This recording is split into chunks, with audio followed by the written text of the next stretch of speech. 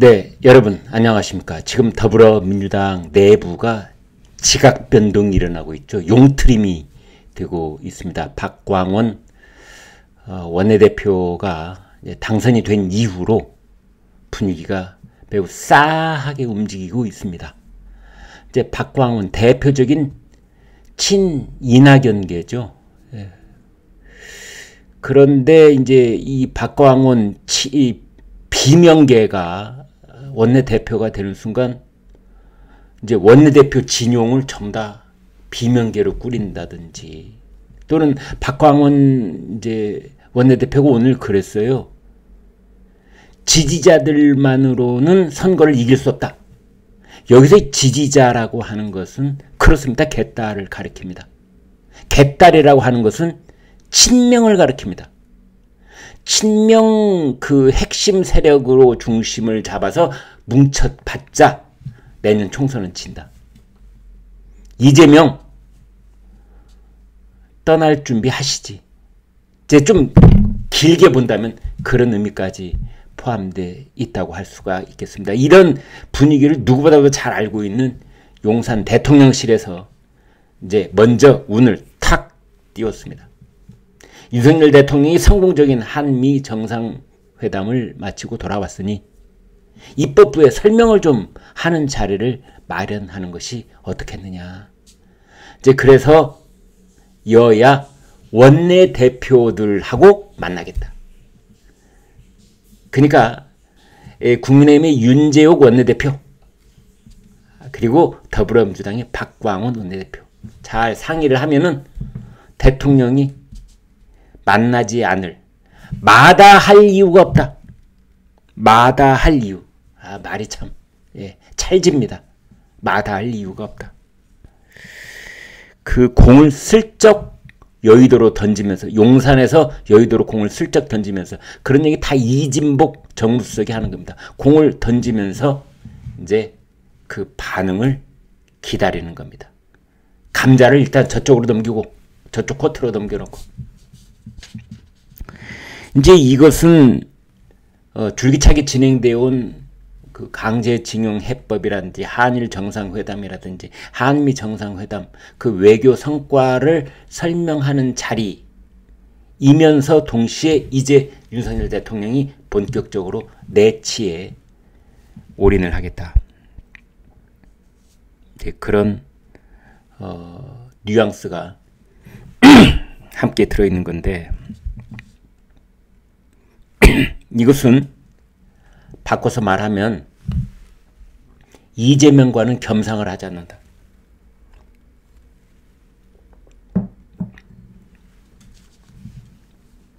범죄 피의자 2건으로 기소가 되어 있는, 허위사실 공표 공직선거법 위반으로 재판을 받고 있고, 그 다음에 대장동 성남FC로 기소가 되어 있는 이재명, 범죄 피의자가 아니라 피고인이죠. 네, 피고인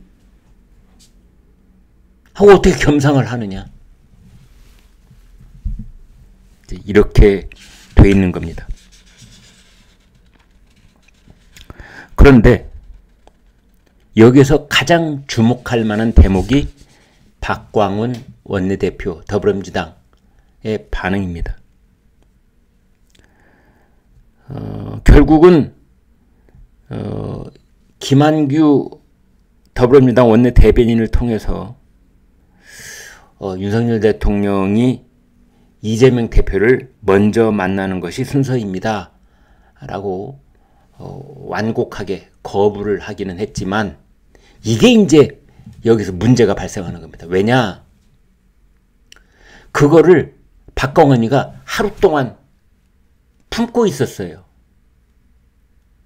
가령 용산의 대통령실에서 원내대표 만나자 라는 말이 딱 나왔을 때 즉각적으로 반응이 나왔어야죠. 아, 순서가 있지. 당 대표가 먼저고 그 다음에 원내대표지. 엄연히 대표 1, 원내대표 2 이렇게 되는 거 아니야? 이렇게 나왔어야 되는데 그거를 하루 동안 쥐고 이리 생각해보고 저리 생각해보고 한 겁니다. 그러면서 나온 말이 개딸들로서는 선거를 이길 수 없다. 개딸들 데리고는 선거를 이길 수 없다. 이렇게 얘기를 나온 겁니다. 지금 윤석열 대통령이 이제 취임 1년 되죠.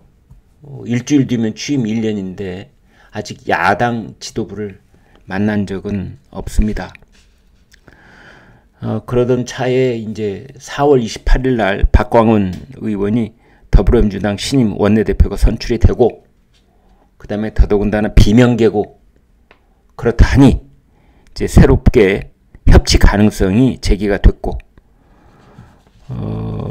그래서 전혀 새로운 국면이 펼쳐진다, 이런 얘기가 이제 용산과 여의도에서 이렇게 좀 양쪽이 의견이 익어가고 있던 차였습니다. 그동안에 이재명 대표는 윤석열 대통령이 자꾸 만나자 이런 제안을 여러 차례 했었죠. 이른바 영수회담을 가자. 영수회담이라는 말 참 이제 옛날 용어인데요. 영수. 여기서 말하는 영수는 양쪽에 이제 가장 뛰어난 사람을 가리키는 말인데요. 그러니까 행정부 수장인 대통령, 그리고 입법부에서는 제1야당의 총재. 박정희 대통령 시절에도 뭐 영수회담이 5번인가 있었다고 그러죠. 기록을 보면은. 이제 이런 겁니다. 근데 윤석열 대통령 입장에서는 뭐 영수회담? 택도 없는 소리 하지 마. 그런 건 내 사전에는 없어. 근데 이재명은 끊임없이 자기 야당 대표와 대통령 두 사람을 맞짱을 뜨는 식으로 이렇게 프레임을 짜려고 하는 겁니다. 자신은, 그러니까 이재명 입장에서는 자신의 카운터파트가 국민의힘 대표, 뭐 국민의힘 비대위원장, 뭐 정진석, 뭐 그 앞에 뭐 저 김기현, 나의 상대는 대통령이다. 윤석열 대통령이다. 지난번 대통령 선거에서도 맞붙어서 거의 간발의 차이로 당락이 결정됐다시피 했잖아. 뭐 우리는 맞상대야. 이런 프레임을 국민들한테 계속 심어주려고 하는 겁니다.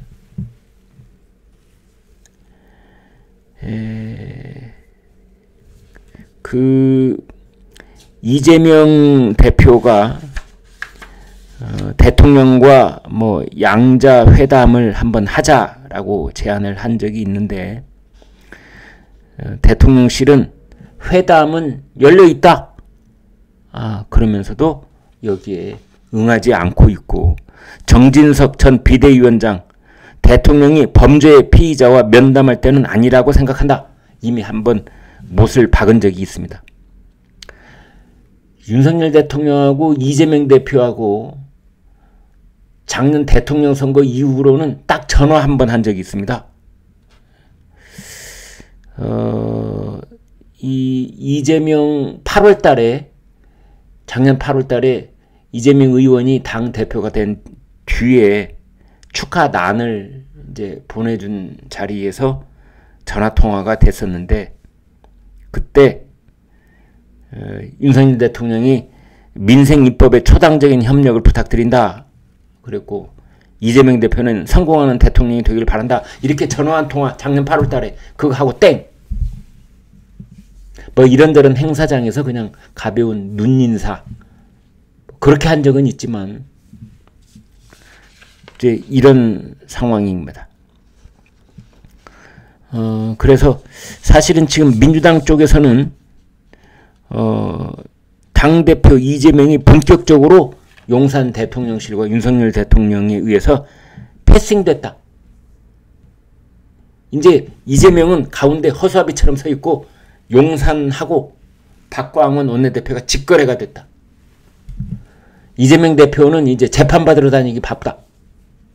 이제 이런 상황이 된 것입니다. 박광원 원내대표가 하루 동안 윤석열 대통령 쪽에서 만나자고 했던 그 제안을 가지고 무슨 생각을 했을까요? 무슨 생각을 했을까요? 그렇습니다.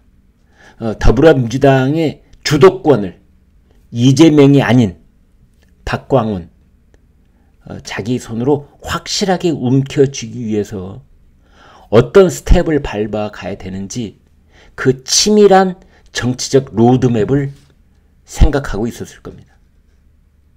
여기서 자칫 잘못하면 역풍을 맞을 가능성도 있고, 그렇지 않아도 지금 개딸들이 뭐 박광원을 뭐 어떻게 물리치자라고 지금 난리법석을 피우고 있지 않습니까? 자, 이런 상황에서 박광원은 어떻게 해야 될 것인가? 더불어민주당 이재명의 강성 지지층인 개딸들이 박광원에 대해서 마치 적군대하듯 하고 있는 이런 상황에서 용산에서 딱 손짓이 온 겁니다. 러브레터가 온 겁니다. 박광원, 이 러브레터의 답장을 화답을 보낼 것인가 하루를 생각한 겁니다. 그리고 일단은 다음 기회를 갖기를 바란다 라는 식의 메시지를 맞는 거지요. 이런 상황이 지금 더불어민주당 지도부, 그 다음에 용산 대통령실, 그 다음에 한남동의 대통령 관정에서 그 기묘한 이 정치적 분위기가, 기류가 흐르고 있다, 이렇게 볼 수 있겠습니다. 고맙습니다.